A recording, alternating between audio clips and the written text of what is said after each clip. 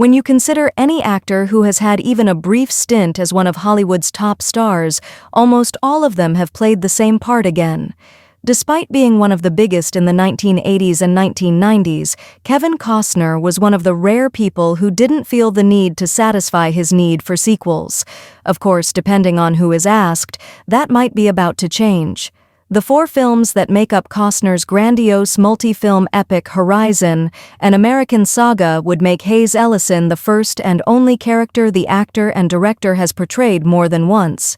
Costner, however, would not classify the intended quartet as such because he sees it as a single, uninterrupted plot rather than an initial chapter with 3 sequels.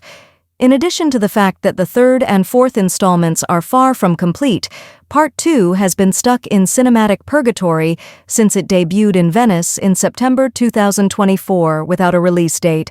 As of right now, the 2-time Academy Award winner has only reprised his role as Yellowstone patriarch John Dutton, but it technically doesn't qualify because a television series that lasts 4 seasons is a very different animal than a full-length franchise. Costner had his chances, but he chose not to seize them. MTV Entertainment Studios is credited. Film, Floor of the Cutting Room. Kevin Costner's sole genuine consideration for a sequel was, "I always feel like I'm done." Regarding his dislike of sequels, he told Slash Film, "I always feel like I'm done with those movies. They had the potential to be recreated. I long for the days of remaking everything. I wouldn't do that since I believe it would irritate others, but I did on The Bodyguard. For a second I was going to make that." The only movie Costner really considered was another jab at former Secret Service agent Frank Farmer. Of all the movies he has starred in and been approached for sequels to, he confirmed that the list also included Tin Cup, Bull Durham, Dances with Wolves, and probably Waterworld if it weren't so damned expensive. It makes sense when The Bodyguard was a box office blockbuster and a cultural powerhouse, but his choice of co-star to take Whitney Houston's place was completely surprising.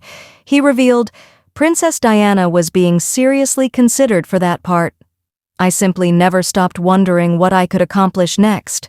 If the writing had been decent, I would have made any of those.